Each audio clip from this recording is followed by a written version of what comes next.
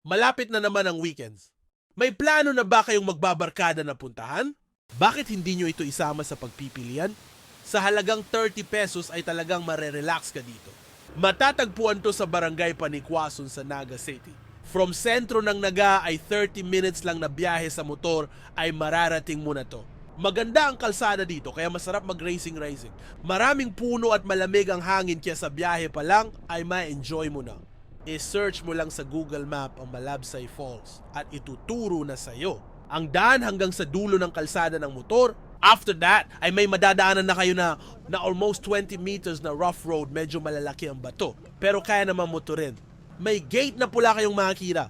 Kung matsimpuhan ninyo na may nagbabantay, ay dito na kayo magbabayad ng 20 pesos per motor bilang entrance dahil ang dadaanan ay private property daw. Kasunod niyan ay sementado na ulit ang daan hanggang sa parking area. Dito na din kayo maglalagin at magbabayad ng 10 pesos. Paalala ko lang na bawal po ang kahit anong inumin na nakakalasing. Bawal din po magdala ng mga pagkain na lulutuin pa lang dahil bawal po ang pagsisindi ng apoy kapag nasa loob ka na ng park. I-check yan ng mga nagbabantay sa park. Hindi nila hahayaan na ipasok yan at ipapaiwan sa barracks. Magiging mahirap kasi ang pag-akyat at pagbaba lalo na kung nakainom.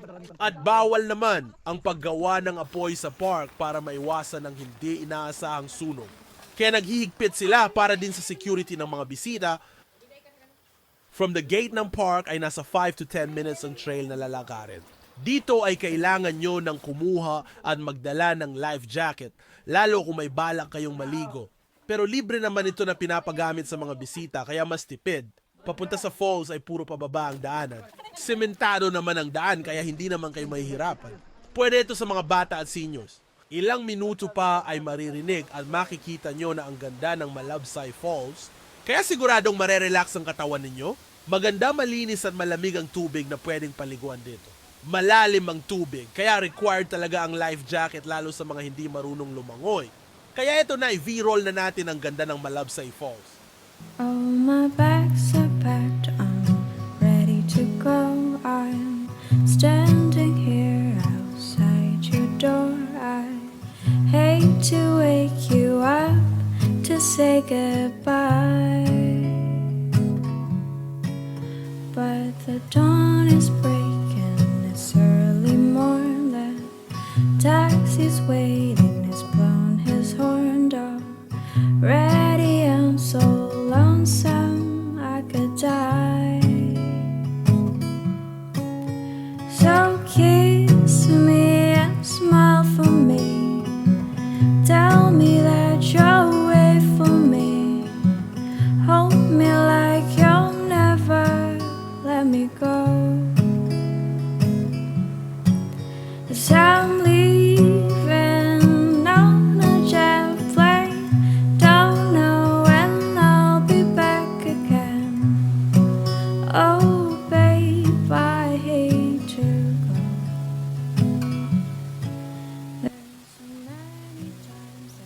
Kaya hindi na namin palalampasin ang pagkakataon na ma-enjoy ang relaxation na maibibigay ng Malabsay Falls.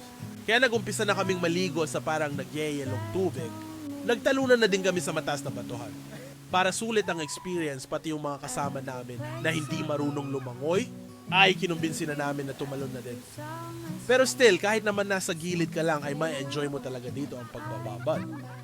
Tamang kwentuhan lang sa gidli ng malamig na katubigan. Masayang kwentuhan at masarap na tawanan lang. At hindi mo na mararamdaman ang lamig ng tubig, sobrang relaxation na agad ang makukuha mo dito, na magagamit mo na pampagana para susunod na linggo na naman ang trabaho. Siyempre sa ganitong pagkakataon ay hindi mawawala ang food trip. Kaya kinain na namin ang baon namin na pansit bato. Paalala ko lang ulit, kung sakaling pupunta kayo dito, ay luto na dapat ang pagkain na dala nyo. Mahigpit po kasi talaga sila dito sa pinagbabawal na pagsisindi ng apoy. Siyempre, pati na din sa pag-iiwan ng kahit anong basura. Ang pwede nyo lang itapon sa tubig ay yung mga maliliit na piraso ng pagkain. Dahil natutunaw naman agad at pwede na kasi yan makain ng mga isda at hayop sa lugar. Natapos na nga ang oras ng pamamasyal namin at panahon na para umuwi. Bago kami umalis ay sinigurado lang namin na wala kaming naiwan na basura. Magpapakita na lang din talaga yun ng respeto sa kalikasan at sa mga nag-aalaga ng lugar na kahit may nakakakita man sa amin o wala, ay sinisigurado namin na ginagawa kung ano ang tama. Pagkatapos magpakapagod sa paglangoy ay andito na. Ang pinakamahirap na part, ito ang pag-uwi dahil puro paakyat na ang daan. Dito mo na din mararamdaman ang pagod sa maghapon. Pero sulit na sulit pa din dahil ang kapalit naman ay one of a kind experience. Kung i-rate ko ang lugar na ito, I can say na ito ay solid 9. Dahil maliban sa maganda ay mura pa at hindi pa siya ganong kahirap na puntahan.